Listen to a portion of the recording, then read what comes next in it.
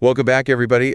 This is the first in a series we're doing. Oh, cool. Yeah, and we're going to be doing a bunch of deep dives like this. Okay. Leading up to a big main project that we're going to be tackling a little bit later down the line. Sounds exciting. Yeah, I'm really excited about it. But today, we are going yonder. Ooh, okay. We are diving into Talula, Tarantula, and the Silly Strings concept album, Yonder. Oh, right. So, on the surface, this might sound like just another heartbreak album, but if you're tuned into the Gnostic frequencies, Yonder is actually like a sonic rebellion against the idea of a creator god. Oh, wow. Yeah, it's pretty wild, and it's really fascinating to see how Talula uses these familiar musical tropes to almost disguise this rebellion. Like it's almost like a secret code embedded in these bluesy riffs and soulful melodies. That's really interesting. So the source material we're working with today is Talula Yonder Notes and lyrics.txt. Okay. And this reveals that the album chronicles her personal struggle with addiction and her complex relationship with God. Interesting. And and she calls God what motherfucker. She does. Wow. Okay. Yeah. And she's not shy about using that kind of language throughout the entire album. That's pretty jarring, especially given like the spiritual subject matter. It is? But it's that dissonance that makes you pay attention. Like Yeah. she's deliberately provoking a reaction. Exactly. You can't just passively listen to this album. Right. It demands your attention, forces you to confront, those raw, visceral emotions behind the word. So are we ready to dive into the music? Yes, I'm ready. Let's do it. All right. So first up is Save Me. Okay. And this track immediately sets the tone for this emotional roller coaster ride that is this album. Oh, wow. So let's take a listen to just a little snippet of Save Me. Okay. Baby, can you save me? My soul is breaking free. I'm drowning in my sorrow. Come and rescue me. Come and rescue me. Every breath's a battle. Every step's a war. But I'll keep on fighting till I'm yours once more. Baby, can you save me? My soul's breaking free. I'm drowning in my sorrow. Come rescue me.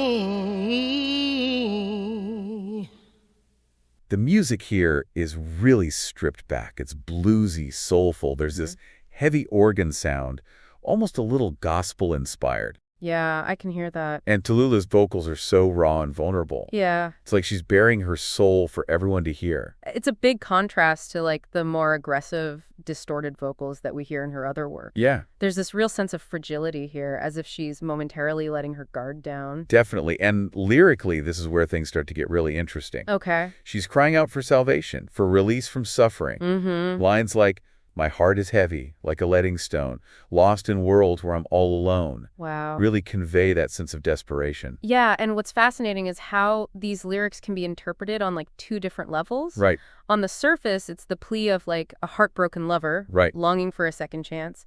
But when we dig a little deeper, we start to see the Gnostic subtext emerging. It's almost like she's pleading with Christ for rescue from God's like flawed creation, this prison of suffering we called existence. Yeah, and even the way that she addresses God shifts, too, in this song. Oh, how so? It's not that angry motherfucker that we see elsewhere. Right. Instead, she just calls out name. It's almost a whisper, like this desperate plea for mercy from a higher power. Yeah, like she's acknowledging this power of something greater than herself. Yes. Even as she rails against this concept of a creator God, this internal conflict, this push and pull between faith and doubt. It's a recurring theme that we see throughout the album. Definitely. So we have this plea for salvation. Yeah. And then immediately after, things take a very different turn with go F yourself. Oh, boy. And prepare yourself. That one's not subtle. No, it is not. Okay. Let's take a listen. All right.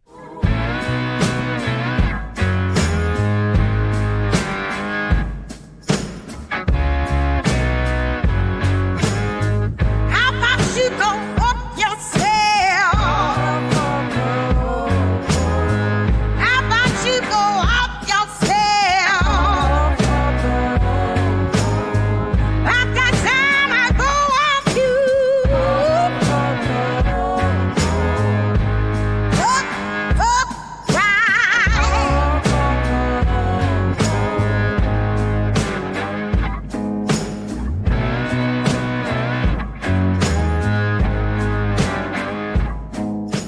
Okay, yeah, so that's about as raw and aggressive as it gets. Wow. We've got that nasty guitar riff, goes screaming vocals, is just like a sonic explosion of rage and defiance. This track is so fascinating because it completely abandons any pretense of subtlety. Yeah. There's no double meaning here, no veiled message. Nope. It's pure, unadulterated anger directed at, well... Yeah, and she uses the term motherfucker repeatedly. Oh, wow. Leaving absolutely no room for misinterpretation. Right. It's a direct attack on the very notion of, like, a benevolent creator, a rejection of traditional religious authority. And it's interesting to note that this outburst comes right after Save Me, which suggests that perhaps her plea for salvation was met with silence, leading to this explosive rage. Yeah, it's like that moment of vulnerability in Save Me was almost a test. And when it wasn't met with the desired response, it just triggered this violent rejection of the divine. It definitely adds another layer to the emotional complexity of the album. And musically, the shift is equally dramatic, going from the stripped-back blues of Save Me to this full-on sonic assault. It's like she's mirroring her internal turmoil in the music itself. All right, so after that sonic explosion, things shift again with Army of E's Army Me. Okay. And this one starts off with a much more subdued, almost introspective vibe. Interesting. So let's check it out.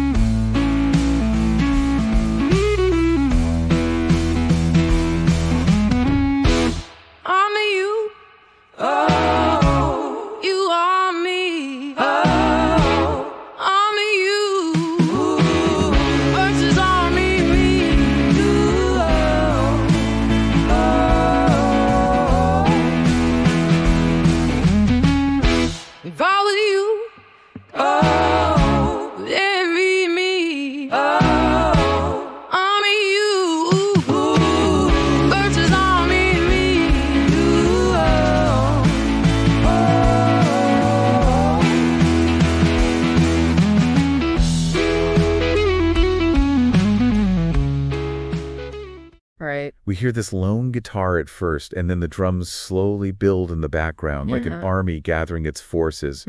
It creates this incredible sense of tension. It's brilliant use of musical dynamics to create that sense of impending conflict. And then when the full band crashes in with the vocals, it's like the battle has begun. Wow. And lyrically, we're thrown right into the heart of this conflict with the line, I am you, you are me, Army you versus Army me. Wow. It's like a mantra, a declaration of war against this force that is both external and internal. That line, I am you, is particularly interesting because it directly references a phrase whispered by Jesus to Judas in the Gospel of Judas. Oh, wow. And that connection to Judas, who is often seen as a villain in traditional Christianity, aligns with that Gnostic interpretation of him as like a key figure in Jesus's mission. So it's like she's claiming that connection to that Gnostic lineage, aligning herself with those who dared to question authority and challenge the accepted narrative. And then there's another line, if I was you, I would envy me, which suggests that she sees a certain power in humanity's flawed and imperfect state. It's a bold statement that really encapsulates the core of Gnostic thought. The belief that humanity in its fallen state still possesses a spark of divinity that even God in his flawed creation cannot fully comprehend. So it's almost like she's saying, hey, God, you might have created this messed up world, but we're the ones who have to live in it. And maybe, just maybe, we're the ones who are truly evolving, truly becoming something more. It's a fascinating perspective, and it definitely sets the stage for a much deeper exploration of these themes. For sure. As we continue our journey through the album. So we've gone from a plea for salvation to outright defiance. And now we're in the midst of this cosmic battle. I'm hooked. Where does Talula take us next? I don't know. Well, let's find out with Hellspawn. Okay.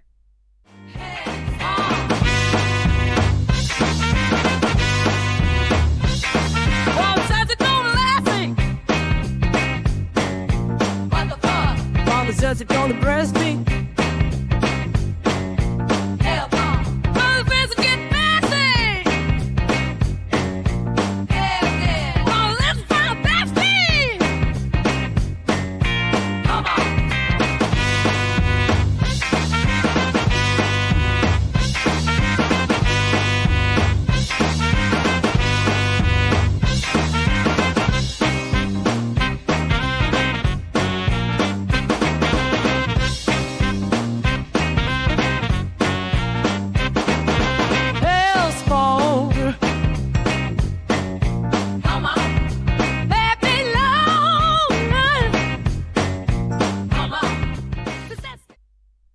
so this is totally different. Yeah. It's almost Sky-like in its energy. Okay. Fast, upbeat, and incredibly catchy. Yeah. Even with the dark undertones, it's like a rebellious party anthem. That's unexpected, but it works brilliantly. Yeah. Within the context of the album, like Talula is challenging everything, including musical conventions. She's not afraid to experiment, to push boundaries, and have a little fun along the way. And lyrically, this is where she really lets loose on organized religion. Ooh, okay. Particularly what she sees as the hypocrisy and corruption of the church. Okay. Lines like, "Father zesty, trying to best me," and "Priest was pretty zesty," are laced with biting satire. There's a real sense of disillusionment here. Yeah. A feeling that the institutions that claim to offer spiritual guidance are actually preying on the vulnerable, and that critique extends beyond religion to encompass financial institutions as well. Interesting. She sees usury, the exploitation of people through debt, as another form of systemic oppression.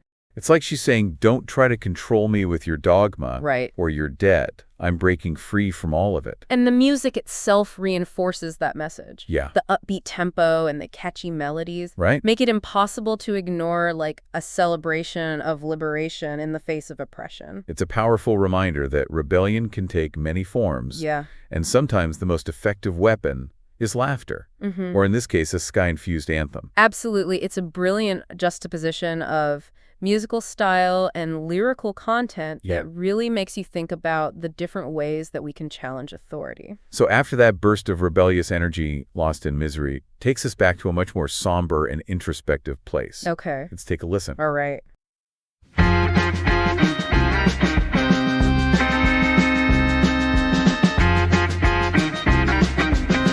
When the night is turning low and the tears start to flow, heart's got a heavy load. Don't let me go.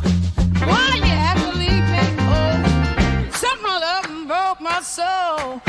But everything, can't you see? I'm now lost in misery. Come like that next set free. Crying out, name on me.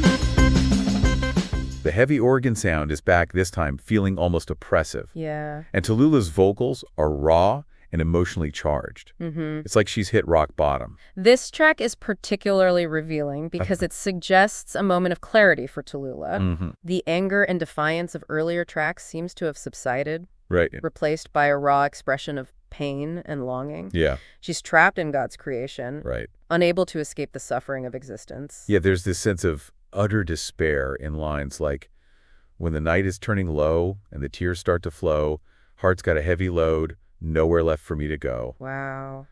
And there's a significant shift in the way she addresses God again. Oh, how so? That angry motherfucker is gone, replaced with this simple, desperate plea. Yeah. Crying out your name, "Oh, please come back and set me free." It's like she's acknowledging a power greater than herself, begging for mercy from the very entity she previously condemned. Right. It's that internal conflict, that push and pull between faith and doubt coming to the forefront again. And the repetition of the line, "I am you," takes on a new meaning here. Oh, really? It's no longer a challenge, but a plea for understanding, a recognition of shared humanity. It's like she's saying, we're both trapped in this flawed creation.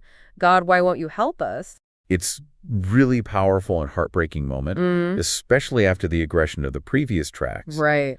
We're seeing a different side of Talula here. Yeah. One that's vulnerable and desperate for a connection, even with a God. She seems to both hate and need. It's a perfect illustration of the complexities of the human experience, our need to grapple with faith and doubt, our search for meaning in a world that often feels meaningless. For sure. Talula isn't giving us easy answers. Right. She's inviting us to wrestle with these questions alongside her. Exactly. And I think that's what makes this album so compelling. Yeah, it's almost as if she's caught in this vicious cycle of rebellion and then pleading for help.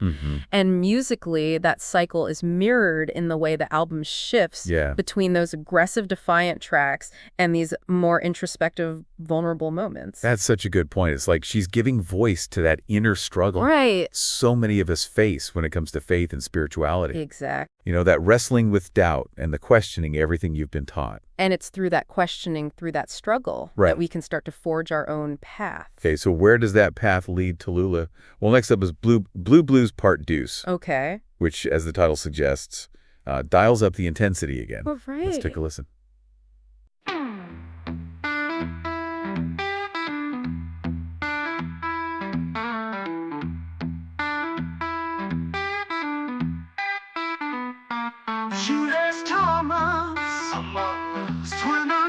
exploited. Brother left us and blessed us.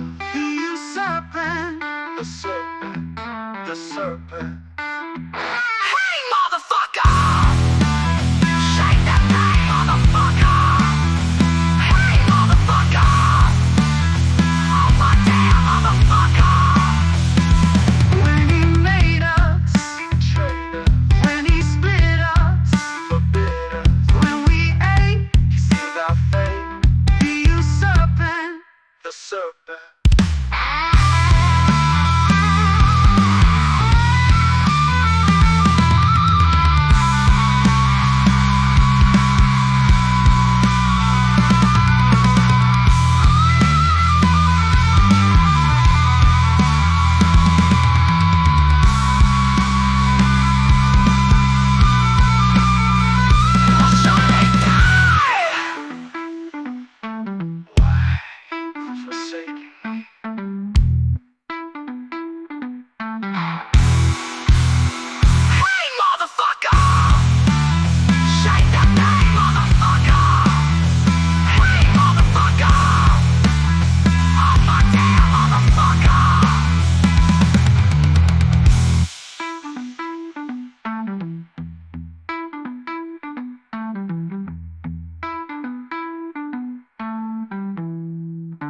So we're back to those distorted vocals and a heavy driving beat that kicks in during the chorus. Yeah. It's powerful, unsettling, and just a little bit chaotic. It's almost as if she's channeling the inner turmoil of Judas Thomas. Oh, wow. The Gnostic apostle who is often depicted as the betrayer of Jesus. Right. But in Gnostic thought, Judas is actually seen as like a key figure in Jesus's mission. Okay. Acting out of love rather than betrayal. Interesting. So Talula seems to be embracing that reinterpretation of Judas. Exactly. Challenging the traditional narrative of him as a villain. Right. She's playing with these ideas of good and evil, right and wrong, suggesting that maybe things aren't as black and white as we've been led to believe. Exactly. And that questioning of traditional narratives is central to the Gnostic worldview. Okay. It's about seeking knowledge and understanding beyond the confines of dogma and blind faith. And there's this one line that really jumps out at me. Yeah, what is it?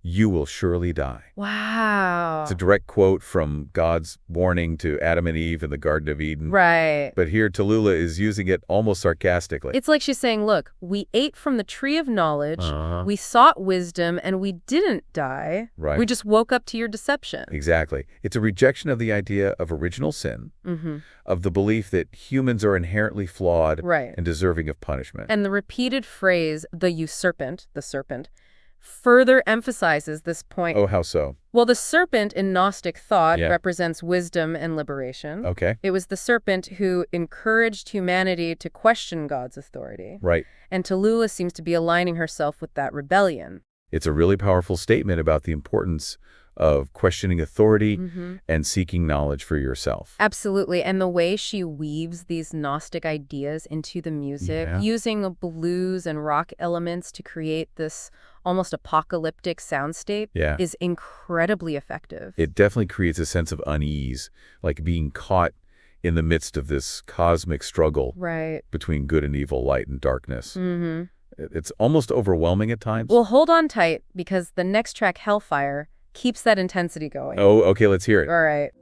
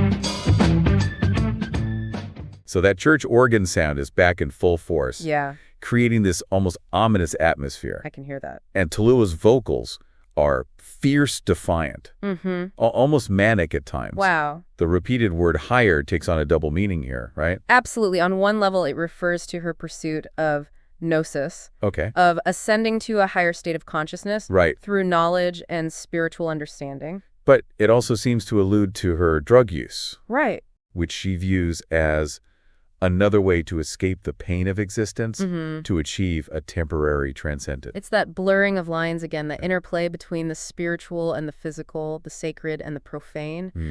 Talula is not afraid to explore the darker aspects of her search for meaning, even if it means confronting her own demons. And those lines are required to expire liars in the fire, and pliers for the liars, paint this incredibly vivid image of Talula as like a warrior, ready to battle against the forces of deception and control. She's not backing down from her challenge to God, and the music reflects that intensity. It's relentless, almost punishing in its heaviness. Yeah, it's almost a taunt. Yeah. She's saying, if you knew what was good for you, God, you'd stay out of my way. Right. She's not asking for mercy anymore. Right. She's issuing a warning. It's a powerful ending to a track. Yeah. That really showcases Talula's unwavering spirit and her willingness to fight for her own liberation, even if it means going up against the very forces that created her. Okay, so we've seen Talula go from pleading for help to outright defiance to embracing this warrior persona. Yeah. What's next? I don't know. Well, Plunder Yonder is up next. Okay. And this one kicks off with this super catchy drum beat. Okay.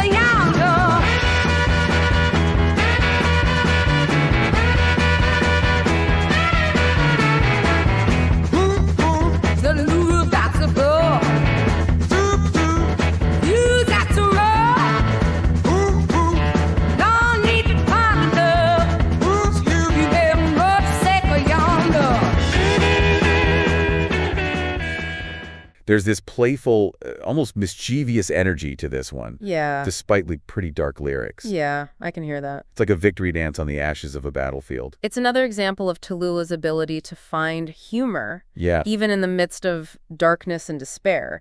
She's not afraid to laugh in the face of adversity, to celebrate her victories, no matter how small they may seem. And lyrically, she's really going after God here. Oh, how so? Accusing him of being a mother fondler. Wow. And bragging about her triumph over his forces. Okay. That line, I won the fruits of the shotgun, hell's bells, spent shotgun shells, is so striking. The imagery is incredibly powerful. Yeah. She's claiming ownership of the spoils of war, suggesting that even the tools of violence can be used for liberation. Okay. It's a very Gnostic concept, the idea that we can use the darkness to overcome the darkness. That we can transmute suffering into enlightenment. And there's this repeated phrase, that shit is way over yonder. Yeah. Which almost feels like a victory cry. Right. Like she's pointing towards a realm beyond God's control. Yeah. A place where she can finally be free. It's a powerful image of transcendence, of breaking free from the confines of this flawed creation. And reaching for something more, something beyond the grasp of the creator God. So after that raucous celebration of victory, the Ballad of Yaldabaoth takes a much more introspective, almost philosophical turn. Okay. Let's give it a listen. All right.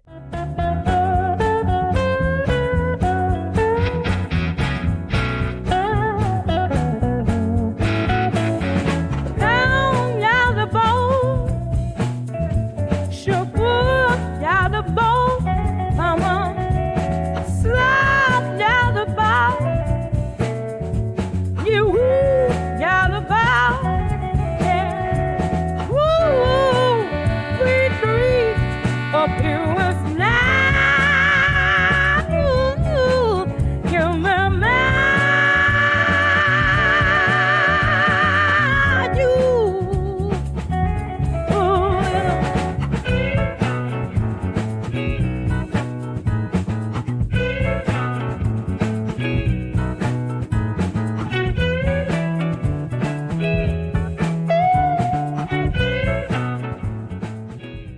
The music here is sparse, haunting. Yeah.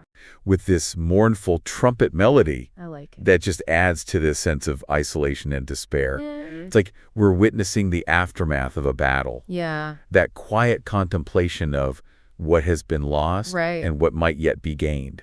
This track is interesting because it directly addresses God by his Gnostic name, Yaldabaoth. Okay. And instead of anger or defiance, there's a sense of questioning, of trying to understand why this creator God has seemingly abandoned humanity. Lines like, is he lost or is he blind? Does he even care for humankind? Really convey that sense of confusion and longing. Wow. It's like she's trying to make sense of the suffering, the injustice, the seeming randomness of it all. And the repeated plea, let me be, set me free, I'm trapped by you, Yaldabaoth, is heartbreaking in its simplicity. Yeah, it really is. It's like a child crying out to a parent who has turned away, a desperate plea for recognition, for love, for understanding. It's a powerful contrast to the anger and defiance of earlier tracks. Yeah. Suggesting that even in her rebellion, Talula still yearns for a connection to something greater than herself. Yeah. Maybe not the traditional concept of God, but something beyond this flawed reality. It's a very human longing, I think. Yeah. That desire for connection, for meaning, for something to hold on to in the face of chaos and suffering. Okay, moving on to the penultimate track in the album's main concept. Okay. We have The Throne. Interesting. Let's take a listen.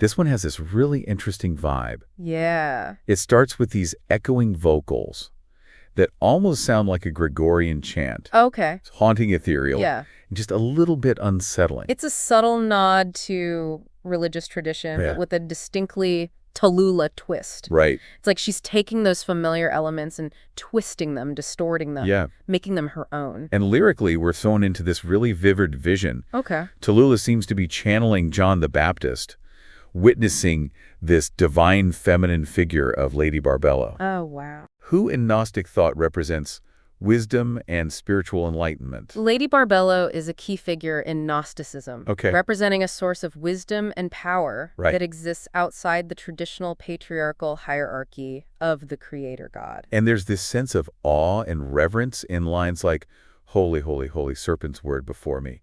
Lady Barbello, I kneel before thee." Wow. It's a stark contrast to the anger and defiance she's directed towards the creator God throughout the album. Yeah, it suggests that maybe Talula has found a new source of strength and inspiration, a path to enlightenment that lies outside the confines of traditional religion. And the final lines of the track, "Is it madness that I bear or a throne that I've been shown?" Ooh. are particularly thought-provoking. They are. It's like she's questioning around sanity, wondering if her visions are real. Right. Or simply delusions brought on by her addiction. It's a very Gnostic question. Yeah. That blurring of lines between reality and perception. Yeah. The constant search for truth amidst a world of illusions. Okay, now the last song listed in the album's main concept is Talula's Lullaby. Okay. So let's see what Talula has in store for us. Right.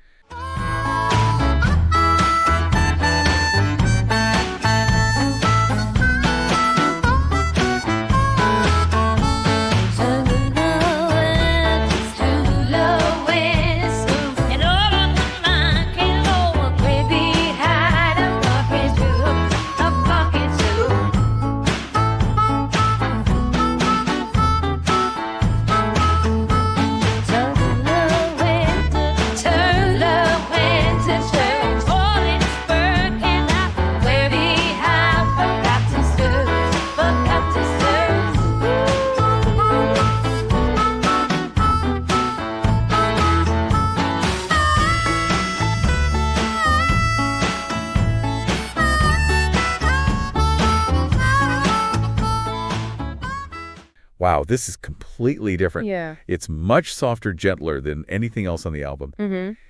And it's mostly sung by the backing vocalists. Oh, okay. Almost like they're telling a story about Talula. It's like a Greek chorus commenting on the tragedy of her life, the futility of her search for meaning in a world that seems determined to break her. They sing about her going to school an open mind, came home a fool. Wow. And then to church, a holy squirt cannot convert. It's like they're highlighting the failure of traditional institutions to provide her with the answers that she's seeking. And the repeated line, tomorrow they might fool you, suggests that the world is full of deception. Right. That even those who claim to have the truths are often just peddling another form of control. It's a somber ending to the main concept of the album, leaving the listener with a sense of unease about Talula's fate. But maybe that's the point. Yeah. Maybe the journey itself is more important than the destination. Right. Maybe the struggle to find meaning, to break free from the confines of this flawed creation, is what ultimately makes us human. So we've explored Talula's journey through the sonic landscape of Yonder. We have. But what about the artist herself? Yeah. The source material mentions that she's not actually a real person. Oh, wow. But a digital creation brought to life through artificial intelligence. It's a fascinating concept, isn't it? Yeah, it really is. That we can create art music, even entire personas. Right. Using algorithms. Yeah, it makes you question what it even means to be Heathen. Yeah. To be an artist in this increasingly digital age. It's almost like Talula is a reflection of our own anxieties about technology, about the blurring lines between reality and simulation. Right. And the fact that she's chosen to express these complex Gnostic ideas through her music is even more thought-provoking. It's like she's using the tools of our modern world to explore these ancient philosophical questions about the nature of reality, the existence of God, and the search for meaning in a seemingly meaningless universe. And it's working. People are connecting with her music, with her message, even if they don't fully understand the Gnostic subtext. It's like she's tapped into something primal, something universal that resonates with us on a deeper level. I think it's that raw honesty, that willingness to confront the darkness and the doubt that makes her so compelling. She's not offering easy answers. Right. She's asking the tough questions, the questions that make us uncomfortable. Yeah. The questions that force us to confront our own beliefs. So does Talula achieve the Gnostic enlightenment she seeks? Or is she forever trapped in this cycle of addiction and spiritual yearning? That's the beauty of art, isn't it? Yeah. It's open to interpretation. There's no right or wrong answer. It's about the journey, the exploration, the struggle to make sense of it all. And Yonder is definitely a journey worth taking. It is. It's a challenging, thought-provoking, and ultimately unforgettable experience. Yeah, it really is. Yonder is one of those albums you have to listen to multiple times to really grab all the layers, all the nuances. Yeah, and each time you listen, you discover something new, some hidden meaning you didn't catch before. Exactly. And it's not just the music itself, the whole concepts, the visual aspect of Talula as this AI-generated persona. Oh, yeah. I mean, that's a whole other layer to unpack. It really is, and it ties in perfectly, John. With those themes of questioning reality and challenging those traditional notions of authenticity that we see throughout Yonder. Right. I mean, if the artist herself is a digital creation, a simulation, then what does that say about the art she's creating? Yeah. Is it any less valid, any less real? That's the million-dollar question, isn't it? It is. I think it's a question we're going to be grappling with more and more as technology continues to blur the lines between the real and the artificial. I mean, think about it. If we can't tell the difference between a human-created song and an AI-generated one, does it even matter? Does it change the way we experience the music, the emotions it evokes? That's where things get really interesting because ultimately I think it comes down to the emotional impact, the connection we make with the art regardless of its origin. So in a way, Talula, being an AI creation, almost reinforces the Gnostic themes of the album. Yeah. Like she's a manifestation of that questioning of reality. Right. That blurring of boundaries between the physical and the spiritual. Exactly. She's a product of our modern world, yeah. of our technological advancements. Right. But she's using those tools to explore these ancient, timeless questions about the nature of existence, the meaning of life, the search for truth. It's like she's a bridge between the past and the future. Yeah. The ancient wisdom of Gnosticism. And the cutting-edge technology of artificial intelligence. It's a pretty powerful combination. It is. So what does it all mean? What's the takeaway from this deep dive into Yonder? I think it's a call to action, a challenge to question everything, to seek knowledge beyond the confines of dogma and the blind faith.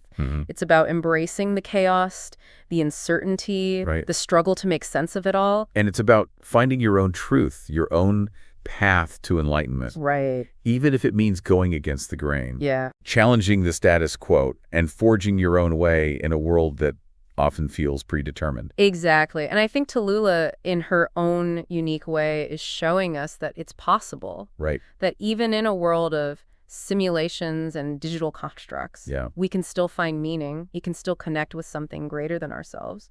We can still find our way back to the source. So to wrap things up, Yonder is a complex and challenging album. It is. That pushes boundaries and asks those tough questions. It's a sonic exploration of Gnostic themes. Yeah. A rebellion against traditional authority. Right. And a testament to the enduring power of the human spirit to seek truth and liberation, even in the face of overwhelming darkness. It's an album that stays with you long after the music stops. Right. Prompting you to question your own beliefs, your own place in the universe, and your own journey toward enlightenment. And that's just the beginning. Remember, this is just the first step on our journey. There's a much bigger project on the horizon.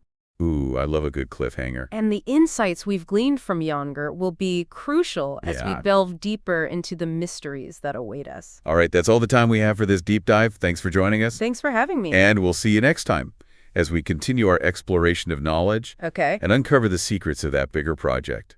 Until then, keep questioning, keep seeking, and keep your ears open